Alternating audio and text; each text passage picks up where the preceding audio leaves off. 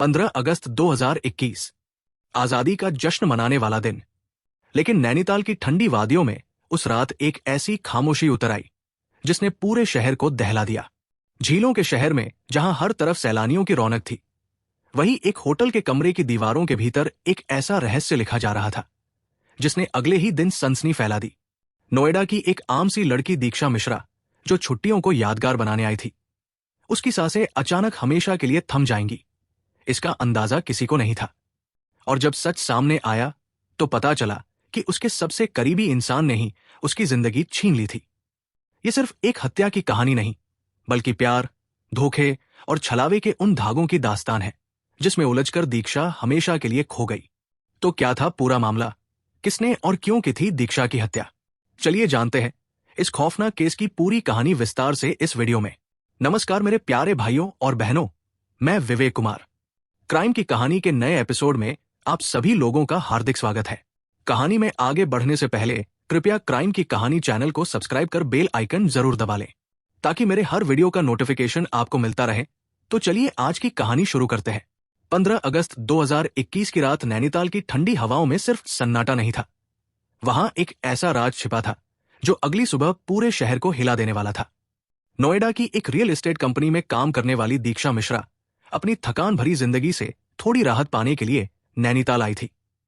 उन्होंने सोचा था कि ये छुट्टियां उन्हें सुकून देंगी, लेकिन ये सफर उनकी जिंदगी का आखिरी पड़ाव बन जाएगा, इसका उन्हें जरा भी अंदाजा नहीं था। रात गहराती गई, हवाएं और ठंडी होती गई, और फिर उस अंधेरे में सब कुछ थम गया। दीक्षा की सांसें हमेशा के लिए रोक दी गई, उनका गला दबाकर बेरहमी से कत्ल कर दिया गया। अगली सुबह जब शहर जागा तो झीलों का शहर खौफ के साए में था। नैनीताल पुलिस ने तेजी से जांच शुरू की और कुछ ही घंटों में शक की सुई उस शख्स पर आकर टिक गई जो दीक्षा के सबसे करीब था। पुलिस के सामने चौंकाने वाला सच सामने आया। दोनों लिव इन रिलेशनशिप में रह रहे थे, लेकिन इमरान अब इस रिश्ते से छुटकारा चाहता था। उसने दीक्षा को जन्मदिन की पार्टी का बहाना दिया, उन्हें नैनीताल बुलाया और वही साजिशन उनकी जान ले ली। दीक्षा मिश्रा, जो नोएडा एक्सटेंशन के होरिजन होम्स शाहबेरी में रहती थी, की जिंदगी पहले ही उतार चढ़ावों से भरी रही थी। 2007 में उनकी शादी पवन नामक युवक से हुई, लेकिन 2018 आते आते ये रिश्ता उलझनों में बिखर गया। दोनों अलग रहने लगे, तलाक नहीं हुआ, मगर दीक्षा अपनी 13 साल की बेटी के साथ अकेली हो गई। इसी बीच करीब 1 साल पहले उनकी मुलाकात एक प्रॉपर्टी डीलर से हुई। नाम बताया गया ऋषभ तिवारी। सोशल मीडिया पर भी वही नाम था। मुलाकातें बढ़ी, रिश्ता गहराया और दोनों साथ रहने लगे। लेकिन असलियत किसी फिल्मी मोड़ से कम नहीं थी। ऋषभ तिवारी नाम का वो शख्स असल में इमरान, गाजियाबाद के पटेल नगर का रहने वाला था। उसने अपनी पत्नी को तलाक दिया और दीक्षा के साथ लिव इन में बस गया। धीरे धीरे सच सामने आया और दीक्षा को पता चल गया कि उनका प्रेमी ऋषभ नहीं, बल्कि इमरान है। 14 अगस्त 2021 की शाम दीक्षा मिश्रा की जिंदगी की आखिरी यात्रा शुरू हो चुकी थी। इमरान उर्फ ऋषभ तिवारी ने उन्हें जन्मदिन मनाने का बहाना दिया और नैनीताल के मल्लिता स्थित एक होटल ले जाने का प्रस्ताव रखा। 15 अगस्त 2021 को दीक्षा का जन्मदिन था। वो चाहती थी कि ये सफर उनकी यादों में हमेशा के लिए एक खूबसूरत लम्हे के रूप में दर्ज हो। सफर में उनके साथ नोएडा का एक और कपल भी था। होटल पहुंचकर इमरान ने खुद को ऋषभ बताया और पति पत्नी का नाटक करते हुए दीक्षा के साथ कमरे में दाखिल हुआ। उसने होटल को कोई आईडी प्रूफ नहीं दिया, शायद इसी चालाकी से अपनी असलियत को छिपाए रखना चाहता था। 15 अगस्त 2021 की रात शराब और पार्टी की चकाचौंध में हंसी मजाक गूंजता रहा। देर रात तक माहौल हल्का फुल्का रहा। फिर धीरे धीरे हर कोई अपने अपने कमरों में लौट गया, लेकिन दीक्षा के कमरे की चारदीवारी के पीछे उस रात एक ऐसा खून लिखा जा रहा था जिसकी गूंज कई जिंदगियों को तबाह करने वाली थी। 16 अगस्त 2021 की सुबह होटल स्टाफ ने कमरे का दरवाजा खोला और जो नजारा देखा उसने सभी के पैरों तले जमीन खींच ली। दीक्षा मिश्रा नग्न अवस्था में मृत पड़ी थी। उनका गला दबाकर बेरहमी से कत्ल कर दिया गया था और उनका प्रेमी इमरान रहस्यमयी तरीके से गायब हो चुका था। नैनीताल पुलिस तुरंत हरकत में आई। जांच की रफ्तार तेज हुई। सीसीटीवी फुटेज, मोबाइल लोकेशन और बिखरे हुए सुराग एक एक करके उस परत को हटाते चले गए जिसमें सच दबा था। 17 अगस्त 2021 की रात पुलिस ने गाजियाबाद के पटेल नगर से इमरान को दबोच लिया। वो अपने ही इलाके में घर से कुछ दूरी पर छुपा बैठा था। 18 अगस्त की सुबह अदालत में पेशी के बाद उसे जेल भेज दिया गया। लेकिन कहानी यही खत्म नहीं हुई थी। हत्या के बाद इमरान सीधा नोएडा पहुंचा। वो दीक्षा का मोबाइल लेकर उनकी 13 साल की मासूम बेटी के सामने पहुंचा और उसे पैटर्न लॉक खोलने के लिए मजबूर किया। उसके बाद उसने कुछ डेटा डिलीट किया, दीक्षा का सारा सामान समेटा और वहां से भाग निकला। सोसाइटी के सीसीटीवी कैमरों ने उसकी हर हरकत को कैद कर लिया, आते हुए भी और जाते हुए भी। नैनीताल पुलिस की जांच धीरे धीरे उस सच तक पहुंच रही थी जिसने दीक्षा मिश्रा की जिंदगी छीन ली थी। एसपी क्राइम देवेंद्र पिंचा के अनुसार दीक्षा और इमरान पिछले 1 साल से लिव इन रिलेशनशिप में रह रहे थे। शुरुआत में सब कुछ सामान्य था, लेकिन बीते 2.5 महीनों से उनके बीच रिश्ते में दरारें गहराने लगी थी। छोटी छोटी बातों पर झगड़े होते, आरोप प्रत्यारोप का दौर चलता और कड़वाहट बढ़ती चली गई। 15 अगस्त 2021 की रात भी कहानी कुछ अलग नहीं थी।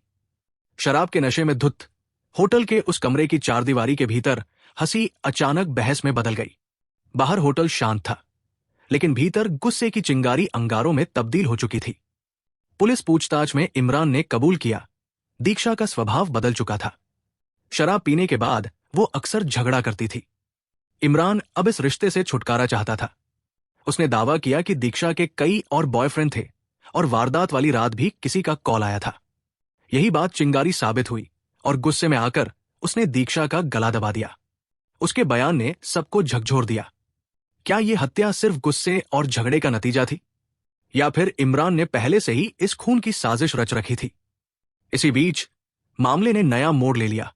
कुछ लोग इस हत्याकांड को लव जिहाद का रंग देने लगे, लेकिन पुलिस ने साफ कर दिया, दीक्षा को पूरी तरह मालूम था कि उसका साथी ऋषभ तिवारी नहीं बल्कि इमरान है। इसकी सबसे बड़ी पुष्टि उस टैटू से हुई जो दीक्षा के शरीर पर बना था, जहां साफ साफ इमरान लिखा हुआ था। फिर भी उन्होंने अपने परिवार को यह सच कभी नहीं बताया। परिवार के सामने वो हमेशा यही कहती रही कि उनका साथी ऋषभ तिवारी है। इमरान की गिरफ्तारी में सबसे बड़ी भूमिका उसके अपने ही घर वालों ने निभाई। गाजियाबाद के पटेल नगर में उसका परिवार रहता था। पिता स्क्रैप का काम करते थे और बेटे को भी उसी कारोबार में लगाया था। लेकिन इमरान की फितरत अलग थी।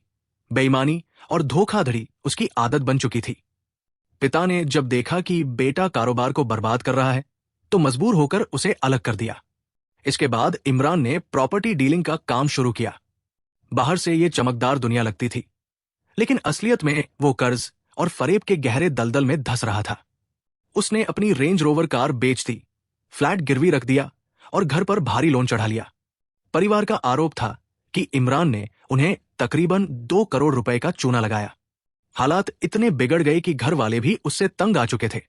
यही वजह रही कि जब पुलिस उसकी तलाश में पहुंची तो उसके परिजनों ने उसे छुपाने के बजाय पकड़वाने में मदद की।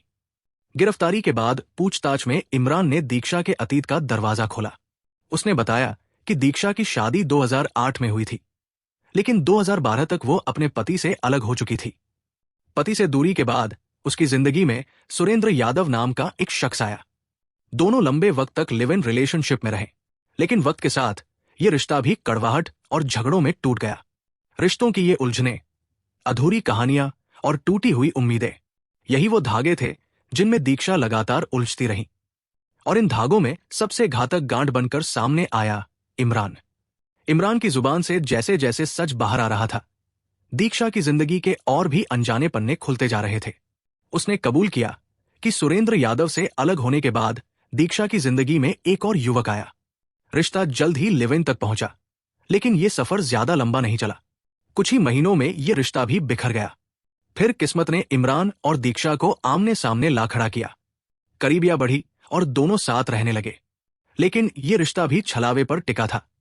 इमरान ने अपनी पहचान छिपाई, खुद को ऋषभ तिवारी बताया, ताकि समाज और आसपास के लोग शक न करें। दिलचस्प मोड़ यह था कि दीक्षा को उसकी असलियत का पहले से ही पता था कि वो ऋषभ नहीं बल्कि इमरान है।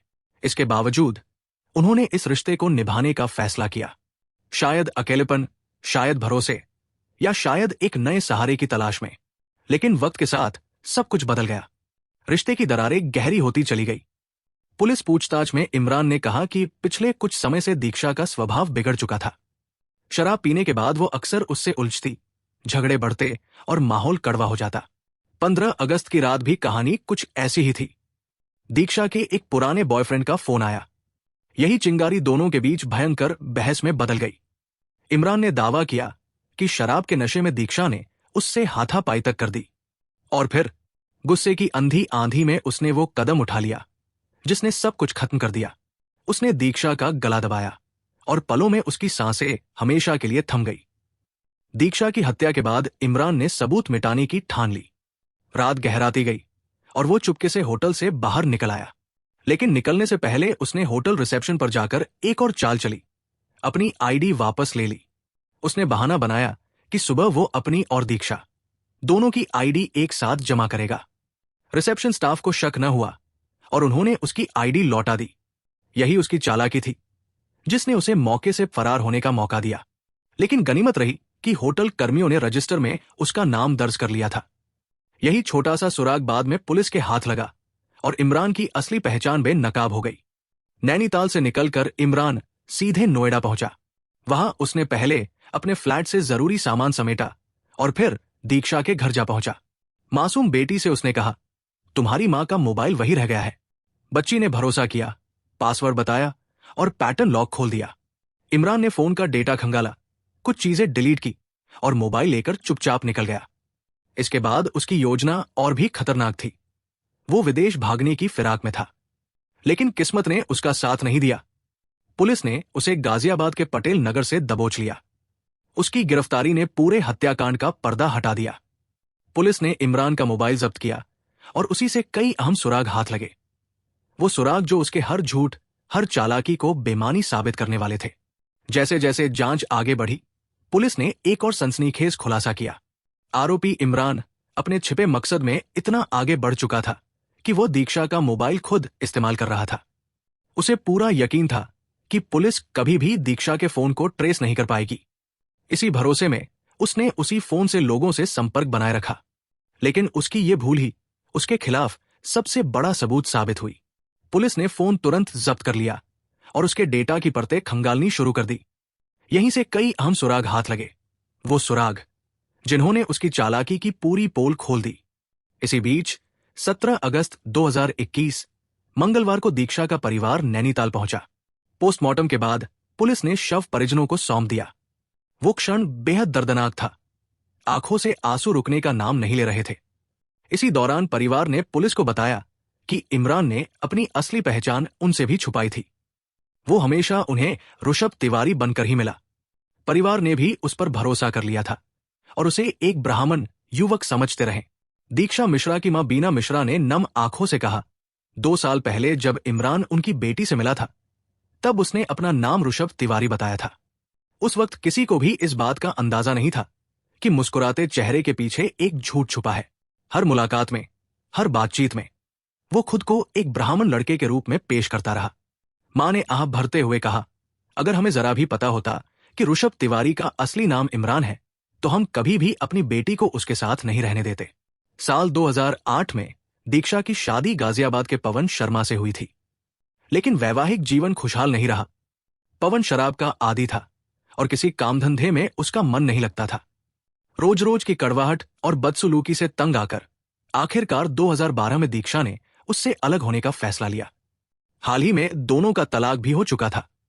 इन सब के बीच दीक्षा अपनी 10 साल की बेटी के सहारे जिंदगी को नए सिरे से जीने की कोशिश कर रही थी। इसी दौरान इमरान, जो खुद को अब भी ऋषभ तिवारी बताता था, दीक्षा के करीब आया और उसके फ्लैट में साथ रहने लगा। लेकिन जब सच सामने आया तो हर रिश्ता, हर भरोसा टूट गया।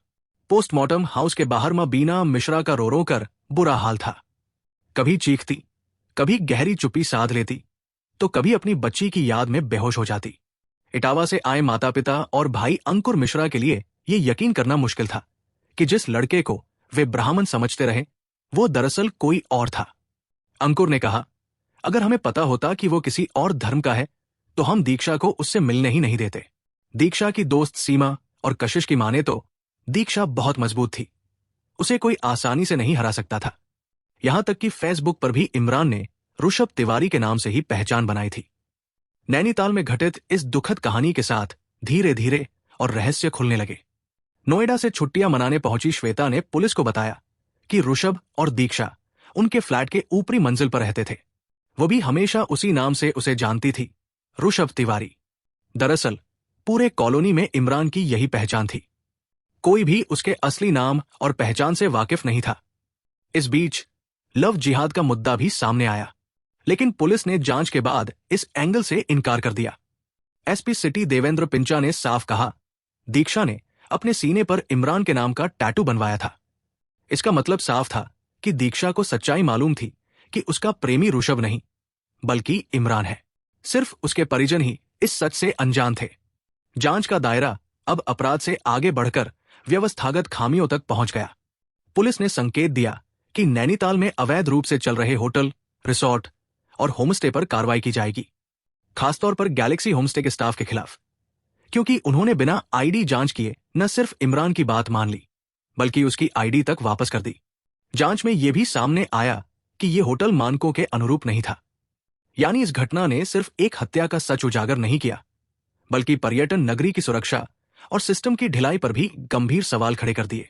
दरअसल नोएडा निवासी दीक्षा मिश्रा अपने 3 दोस्तों ऋषभ, असल नाम इमरान, अलमास उल हक और श्वेता शर्मा के साथ नैनीताल घूमने आई थी। 13 अगस्त 2021 को ये चारों पहले रामनगर के एक रिसोर्ट में ठहरे। अगले दिन 14 अगस्त 2021 को नैनीताल पहुंचे और एक होटल में 2 कमरे बुक कर लिए। 15 अगस्त 2021 का दिन नैनीताल की वादियों और झीलों की खूबसूरती में गुजरा। शाम होते होते माहौल जश्न में बदल गया। उस दिन दीक्षा का जन्मदिन था। बर्थडे पार्टी देर रात तक चली। हंसी मजाक और शराब के दौर के बीच सब कुछ सामान्य लग रहा था। पार्टी खत्म होने के बाद दीक्षा और इमरान उर्फ ऋषभ अपने कमरे में चले गए, जबकि श्वेता और अलमास दूसरे कमरे में सोने गए। रात ढल गई और उसी रात कत्ल की दास्तान लिखी जा चुकी थी। 16 अगस्त 2021 सोमवार की सुबह श्वेता जब दीक्षा के कमरे में पहुंची तो उसने दरवाजा खोला। अंदर का नजारा देखकर उसके पैरों तले जमीन खिसक गई। दीक्षा बिस्तर पर बेसुध पड़ी थी। उसने तुरंत होटल स्टाफ को बुलाया। होटल कर्मियों ने भी उन्हें हिलाने डुलाने की कोशिश की, लेकिन तब तक सब खत्म हो चुका था। दीक्षा दम तोड़ चुकी थी। इसी क्षण से पुलिस की नजरें एक ही शख्स पर टिक गई, इमरान, जो सबकी नजरों से गायब था और अब हत्या का सबसे बड़ा संदिग्ध बन चुका था। अंततः नैनीताल पुलिस ने इस मामले में मुख्य आरोपी इमरान को 17 अगस्त 2021 की रात गाजियाबाद के पटेल नगर इलाके से गिरफ्तार कर लिया। वो घर से कुछ ही दूरी पर रह रहा था। नैनीताल पुलिस उसे साथ ले गई, जहां बुधवार को कोर्ट में पेश कर जेल भेज दिया गया। ये पूरी कहानी सिर्फ एक हत्या का विवरण नहीं, बल्कि उन रिश्तों की सच्चाई भी है जो झूठ, छल और अविश्वास की नींव पर खड़े होते हैं। दीक्षा मिश्रा ने अपनी जिंदगी में कई उतार चढ़ाव देखे, टूटे रिश्ते, अधूरी उम्मीदें और बार बार नए सहारे की तलाश। लेकिन उनकी आखिरी मंजिल सबसे घातक साबित हुई। इमरान, जिसने खुद को ऋषभ तिवारी बताकर उनका विश्वास जीता, वही उनके जीवन का सबसे बड़ा धोखा बन गया। पुलिस की तफ्तीश ने एक एक परत खोलकर सच सामने लाया। एक सुनियोजित चालाकी, रिश्तों में छिपा जहर और एक ऐसे इंसान का लालच जिसने न सिर्फ एक महिला की जिंदगी छीनी बल्कि अपने ही परिवार और समाज को शर्मसार कर दिया।